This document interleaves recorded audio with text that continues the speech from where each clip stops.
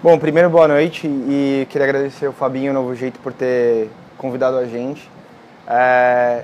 Ter vindo no Novo Jeito já seria uma grande honra e ter vindo com o Soler é mais ainda, porque a gente trabalhou 2 anos e meio intensamente juntos na IBAB, onde a gente se conheceu.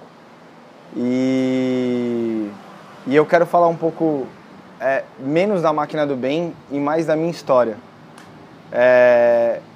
E eu queria começar com uma palavra, que é a palavra que eu quero que vocês guardem da minha fala essa noite, que é o improvável. O improvável.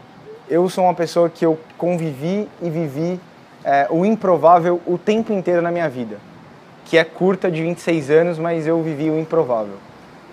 Com 17 anos de idade, eu conheci um grupo de empresários em São Paulo que, por um milagre divino, olharam para mim e disseram assim: nós vamos formar você para cuidar de um conglomerado de empresa de não sei quantos bilhões de reais na época, que eu não tinha nem ideia.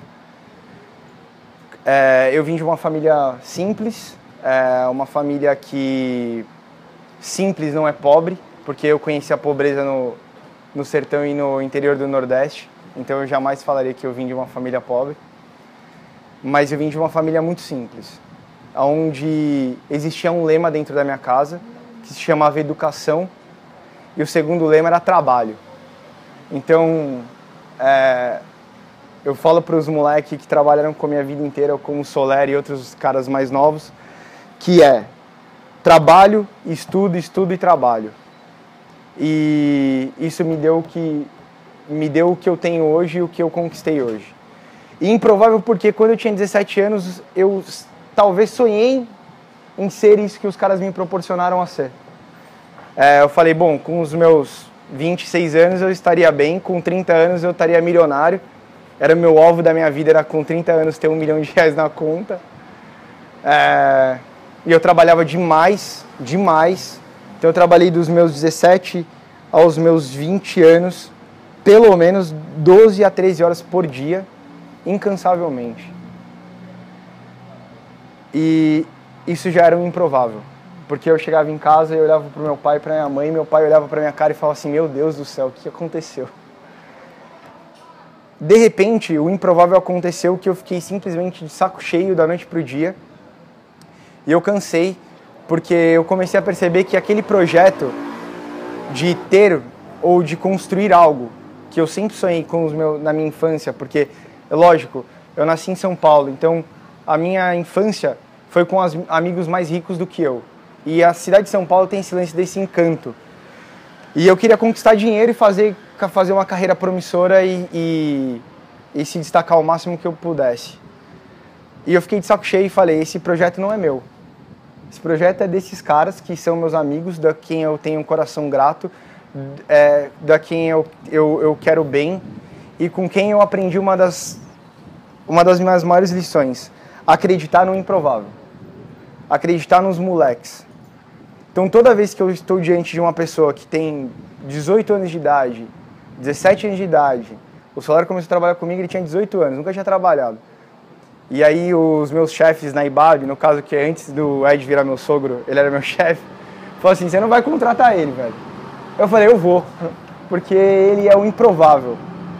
E o improvável sempre tem uma surpresa. E quando eu troquei, eu fui empreender a primeira vez. E o meu sonho no meu primeiro empreendimento era construir o meu primeiro milhão. Eu não tinha compromisso com a pobreza, com a justiça social, com a desigualdade do mundo. Eu nem sabia o que era isso. Ou talvez sabia porque o Ariovaldo forçava comigo a barra do que era o pobre e do meu compromisso como cristão com relação a isso.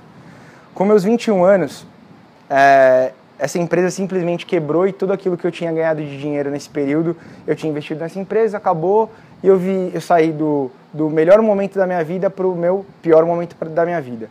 De novo, o improvável. O provável era que desse certo, o improvável era que desse errado, e deu errado. Nesse período eu encontrei o Ed René, que a gente se conheceu, e eu não queria um ano sabático, onde eu parasse de trabalhar, onde eu fosse estudar. Eu queria um projeto sabático. Ou seja, eu queria fazer um projeto do qual eu tinha certeza de que tivesse o Thiago Crucite inteiro lá dentro. E que eu trabalhasse 12, 13, 14, 15 horas porque eu me via dentro daquilo. E eu vi o significado daquilo.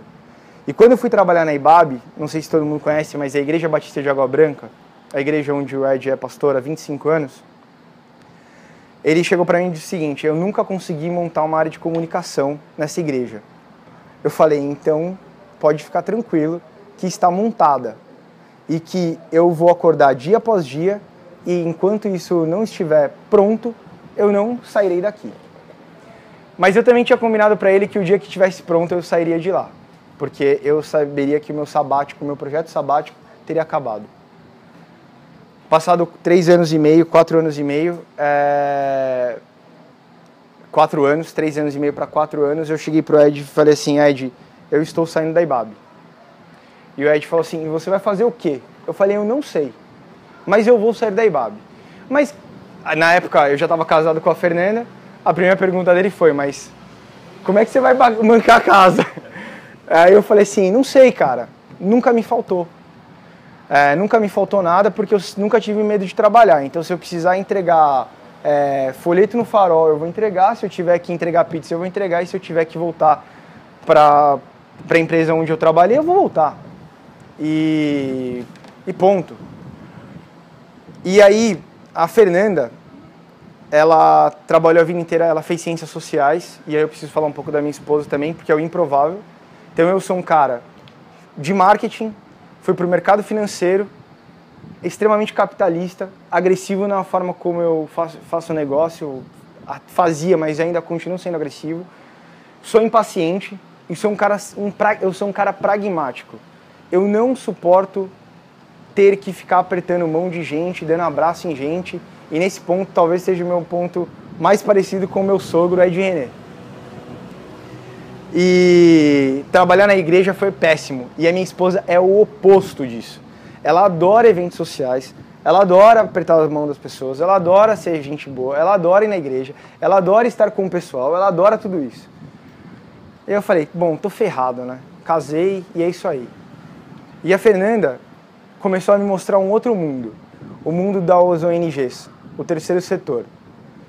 E eu criticava muito o terceiro setor para a Fernanda porque eu falava assim, vocês não têm força de trabalho. Porque todo mundo que trabalha no terceiro setor, hoje, ou a maioria, todo mundo é muita coisa, mas a maioria é subprofissional, gente. E desculpa, eu sou um cara sincero e pragmático. Para mim, gente que trabalha em ONG é ruim, entendeu? É raro você encontrar as pessoas que trabalham em ONG e trabalham numa causa social que são boas. Porque a vontade e a bondade delas de fazerem o bem é maior do que elas saberem fazer alguma coisa. E eu falei, não, eu passei minha vida inteira me dedicando a ser um profissional de ponta. Eu falei, eu não vou para o terceiro setor. Quando eu conheci o setor 2,5, que é o empreendedorismo social, que é o negócio social, são iniciativas onde você tem que buscar sustentabilidade na sua operação do terceiro setor, ou construir empresas que geram lucro, mas que geram impacto social, eu comecei a me encantar sobre isso. Nesse período, a Fernanda organizou um projeto chamado Ideias Solidárias. Esse projeto Ideias Solidárias era reunir um monte de mundamundos, como o Fabinho fala, para contar as experiências dele, contar a experiência e contar a ideia deles. Na primeira edição foram 3 pessoas. Foi o Fabinho, o Rui Fortini, de um projeto chamado Doare, e a terceira pessoa que eu não lembro. Foi o Bezerra também, e acho que foi uma quarta pessoa que eu não lembro quem era. E aí, aquele dia, eu já tinha tomado a decisão que ia sair da IBAB. Então, a gente estava falando aí de 6 meses antes de eu criar a Máquina do Bem. E quando eu ouvi o Fabinho falando, e quando eu ouvi o Rui falando, e quando eu ouvi outras pessoas falando, eu falei, eu estou no lugar errado e eu preciso fazer a locomotiva do bem ganhar força. E eu comecei a estudar o que estava acontecendo, estudei o Novo Jeito, estudei outras iniciativas, estudei o Charity Water. O Charity Water, não sei se todo mundo conhece, é uma organização incrível dos Estados Unidos que trabalha com água. Eu estava nos Estados Unidos em 2006, quando eles abriram essa organização, passado quase 10 anos. Hoje eles são a maior referência de organização nos Estados Unidos, principalmente porque eles conseguiram zerar o overhead deles, ou seja, eles construíram um conselho, onde o conselho paga a conta do dia a dia e toda a doação 100% vai para a ponta. Ou seja, isso para uma organização do terceiro setor é impressionante, porque o custo de overhead de uma organização hoje gira em torno de 10 a 20%, às vezes mais, às vezes menos até do que isso, do que 20%. E eu sempre achei que eu tinha que fazer alguma coisa. E quando eu ouvi tudo isso, eu tomei uma primeira decisão. Eu falei, eu não vou para a ponta. Eu não vou para a ponta. Eu não conheço o pobre. Eu não conheço a pobreza de perto. Eu não conheço quais são as demandas deles. Eu não sei como representar eles. Eu não sei o que fazer. Eu não sei se dar cesta básica para o pobre, porque está precisando de cesta básica, é o ideal. Eu não sei se criar uma organização de advocacy que pressiona o poder público para melhoria era o melhor. E eu comecei a pensar em uma organização que potencializava essas outras organizações. E na época eu comecei a ler Mandela, o básico de sempre, né? Mandela, Martin Luther King. A gente que é crente acaba sempre indo para os crentes que saem fora da igreja, o que é bom. E eu comecei a perceber isso e falei assim, é isso que eu quero fazer. E quando eu tive o estalo da Máquina do Bem, eu determinei um objetivo muito claro para a gente. Então a Máquina do Bem é uma empresa do setor 2,5, que ela precisa gerar um lucro ou uma receita financeira para bancar eu e meu sócio. E eu peguei o que eu sabia fazer de melhor. Eu sabia fazer marketing e tecnologia. Basicamente, todo o sistema tecnológico do Grupo Bandeirantes de Comunicação, a Band, eu participei desde os meus 17 anos. O G1, a gente tinha grupos para explicar quando a internet nem era internet ainda.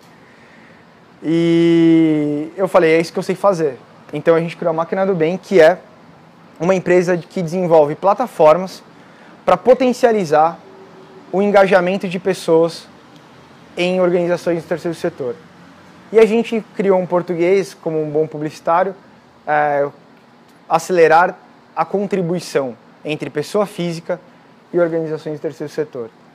Basicamente, nós desenvolvemos plataformas que aumente o engajamento entre Novo Jeito e vocês, em outras tantas organizações. Quando a gente fez isso, eu tive que deixar para trás mais uma coisa improvável. Por quê? Porque eu sempre quis ser original. Porque a minha geração sempre teve essa coisa de ser o idealizador, de construir algo, de ser o Steve Jobs da próxima geração, ser o Mark Zuckerberg da outra geração. E eu falei assim, não existe nada novo que eu possa propor para o mundo. Eu não consegui. Eu copiei. E eu copiei o que eu vi em 2006, que foi o Charity Water, que era o aniversário que eles criaram e a gente criou a plataforma Aniversário do Bem, que nada mais é do que uma plataforma onde você troca o seu aniversário, você doa o seu aniversário para uma organização e doa os seus presentes para uma organização. Copiar foi algo muito difícil para mim, porque eu sempre critiquei muito a cópia. Mas eu comecei a perceber que a cópia era o processo ou o começo de um caminho que eu ia encontrar a originalidade disso, de alguma coisa, ou encontrar nesse caminho.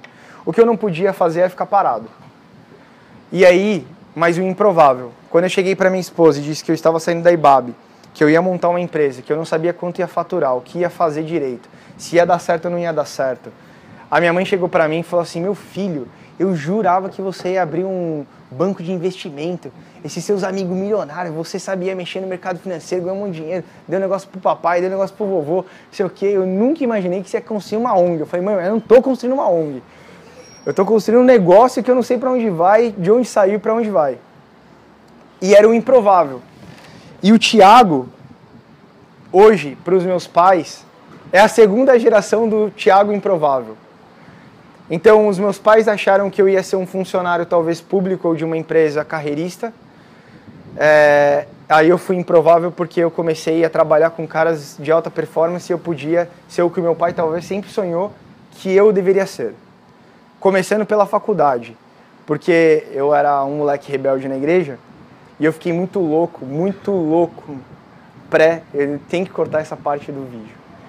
Eu fiquei muito louco pré o vestibular da FGV. E eu sempre fui um cara que eu passava na risca no colégio. E eu falei, eu vou fazer GV porque meu pai falou pra eu fazer, porque era o sonho dele, então eu acho que eu nem vou passar, mas eu vou lá. E no dia seguinte eu acordei muito louco, a gente ia indo pra balada, eu nem sei de onde eu saí, pra onde eu cheguei, eu tava na casa de um amigo meu, tomei o café da manhã, acordei o pai do meu amigo, falei, velho, eu preciso de carona, me levar na GV pra fazer o vestibular, cheguei no vestibular, fiz vestibular, passou 3 semanas depois, eu recebi uma ligação dizendo, Thiago, você passou na GV. Aí eu falei, puta merda, passei na GV. Desculpa, gente. Eu tava... É um improvável. Tá, desculpa aí. Aí eu falei, era improvável também ter passado na GV. Liguei pro meu pai e falei, pai, você não sabe da maior, velho. Aconteceu uma parada lá na GV, deve ter dado algum sistema lá, algum problema. Eu passei em 44º. Vamos esperar a lista sair pra ver se isso é verdade. Aí meu pai falou, não, Thiago, vai logo lá, faz sua inscrição, porque vai que é mentira, você já entra. Aí eu falei, puta, beleza, pai, então eu vou lá. Aí cheguei lá, fui fazer a inscrição, era 3 mil reais na época. Aí eu falei, meu Deus do céu, como que eu vou pagar 3 mil reais? Falei, pai, é 3 mil reais. Meu pai falou, Thiago, entra no FIES, não sei o que, vende não sei o que lá. Aí eu cheguei para esses meus amigos muito ricos e falei assim, cara, eu passei na GV. Aí todos eles foram muito incríveis comigo e falaram, não, Thiago, a gente paga a GV. Aí eu falei, mas eu pagar a GV eu tenho que parar de trabalhar, porque eu tinha que trabalhar, eu tinha que estudar de manhã e eu tinha que estudar à tarde, porque a GV era uma loucura. Então, assim, era estudar de manhã e estudar à tarde. Aí eu passei e entrei uma semana na GV, velho. Entrei lá, olhei o professor, olhei aquele negócio e falei assim, brother. Fiz assim pro professor, falei, brother, muito bonito isso aí, velho. Mas não é pra mim, não. Tô pegando as minhas coisas aqui, ó, e tô vazando e não volto. Ô, professor, como assim? Eu falei, não volto. Liguei para esses meus amigos, para esses caras, eu vou chamar dos meus investidores amigos, e falei, cara, é o seguinte, abandonei. Não vou passar a minha vida inteira estudando. O mundo eu quero fazer, quero acontecer. Nisso tudo, qual é a conexão disso tudo? Que eu sempre fui um louco, um retardado mental. Do tipo, eu vou sair da IBAB sem saber como vai ser o próximo mês. Eu liguei pra Fernanda e falei, Fê, quanto tem na conta? A Fê falou, tem tanto na conta. Eu falei, tem tanto na conta, beleza. Então ótimo, vai dar pra pagar aí 3 meses da empresa. Aí liguei pra todos os meus amigos ricos e falei o seguinte, tô montando uma empresa aí, se sempre quiserem me ajudar, então agora é a hora. Aí todos eles quiseram pagar um cheque, aí todo mundo na hora de fazer negócio, todo amigo, aí é o provável. Então ache que amigo seu vai querer ter 10% da sua empresa te emprestando dinheiro. Mentira, ele vai querer ter 90% e assim que possível ele vai acabar com você. Mas ele é seu amigo e tá tudo certo. E aí o que eu fiz foi, eu comecei aí e eu falei assim, caramba, meu, eu tinha participado de 3 operações de private equity, não sei quem sabe o que é private equity, mas é comprar uma empresa aqui grande, reformar ela e vender de novo. E eu era sempre o cara que entrava para reformar a empresa e captar o dinheiro, porque eu sempre captei muito bem o recurso. E eu não captava para máquina do bem, velho. Até que meu sogro um dia ficou com uma dó de mim, bicho. Mas uma dó, eu acho que ele falou assim, Thiago, eu te dou um dinheiro aí, deixa eu ser seu sócio. Eu falei, puta, Edão, mas não vai dar errado, cara. Você é meu sogro, a gente não sei o quê. Aí ele entrou, ajudou, a gente, colocou no trilho, falou, putz, vai ser isso aqui a máquina do bem. No primeiro mês, segundo mês, o improvável de novo. Tudo aquilo que a gente tinha planejado deu errado. Simplesmente deu errado. Os sócios que eu consegui captar eram os perfeitos, mas deu errado. E eu cheguei em casa chorando, falei assim, Fê, mais uma vez eu dei errado, o improvável, eu vou acabar daqui 2 minutos. Falei, deu errado e eu não sei o que fazer. Aí a Fernanda falou assim pra mim, Thiago, eu casei com o cara louco. Nunca as coisas dão errado com você. Eu falei, não, sempre dão. Ela falou, mas você sempre resolve. Ela falou, amanhã acorda e resolve, com todo respeito, esta merda. Você começou esse negócio, abriu, resolve. Vende a máquina do bem, acaba a máquina do bem, sei lá o que vai fazer com a máquina do bem. Eu só sei que a máquina do bem acabou estourando, a gente acabou conversando, conhecendo a visão mundial, A visão mundial me fez entender o que é pobreza, a visão mundial me fez entender o que é transformação social, o que é justiça social. E o improvável aconteceu de novo. Aquilo que eu sempre achei que eu não ia fazer na minha vida, e aquilo que eu sempre achei que eu poderia viver distante fazendo, que era a transformação, hoje eu falo para os meus amigos que eu não sou da máquina do bem. Hoje eu falo para os meus amigos que hoje é a máquina do bem. Amanhã eu não sei o que é, porque eu também tenho uma coisa muito clara para minha vida. Assim como eu construo as coisas, eu nunca fico com elas. Eu sempre passo para alguém. A Ibabe Comunicação foi a mesma coisa, o SP Invisível também foi a mesma coisa, o Solar vai falar, e outros tantos projetos foram assim. Eu não me vejo eternizado em alguma coisa. Mas o que eu acho que o maior testemunho que eu posso dizer para vocês é que o improvável da transformação e o improvável de você optar pelo improvável vai tornar provável algumas coisas na sua vida. E hoje o provável que eu digo para vocês é que eu não consigo passar um dia da minha vida sem pensar em como a gente pode mudar o mundo. E eu não acordo nenhum dia da minha vida sem pensar quais são os parceiros e os amigos com quem eu quero fazer isso. Porque ninguém faz nada sozinho. E a transformação social e a justiça social e a transformação do mundo é lenta, é desgastante. E talvez a primeira geração de empreendedores sociais tenham tido um fracasso, a segunda quase um fracasso e a terceira quase outro fracasso. Talvez a quarta vai acertar. Hoje eu me vejo, e desculpa, eu sou crente, não sou do crente certinho, meu sogro briga comigo porque eu tinha que falar menos palavrão, etc. Mas eu quero dizer para vocês que eu me vejo exatamente como aqueles amigos que levaram o cara que não andava para frente de Jesus. Um amigo só não conseguiria pegar aquele cara, o paralítico, e colocar na frente de Jesus. Mas uma quantidade exata de amigos conseguia subir ele, abrir o teto e jogar os caras lá.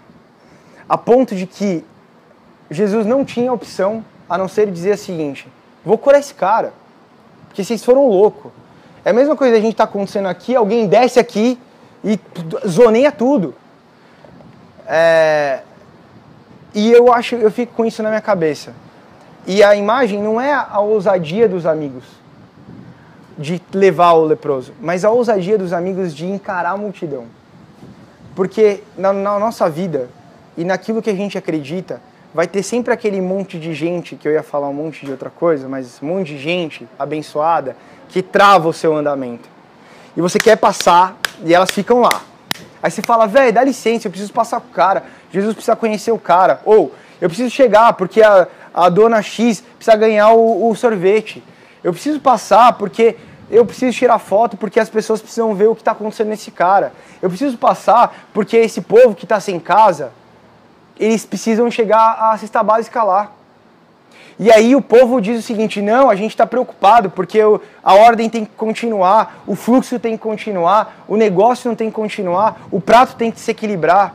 E aí a gente fala assim: mas eu preciso passar com a cesta básica, eu preciso passar com a cadeira de roda. Vocês não estão entendendo. E os caras falam: não, isso vai dar errado, deixa que outra pessoa vai fazer. E aí eu penso naquele diálogo daqueles amigos que deve ter chegado um Fabinho, deve ter chegado um Soler, deve ter chegado um Galvão e falou: vamos, vai dar certo. A gente falou: mas não vai dar para passar pela multidão, então nós vamos subir esse prédio, nós vamos escalar, nós vamos abrir o telhado, mas nós vamos entrar e nós vamos transformar. E isso é o que me move, e isso é o que a gente tem que dizer e que tem que fazer nesse mundo. Se a gente parar para ficar pedindo licença, a gente vai ficar pedindo licença a vida inteira.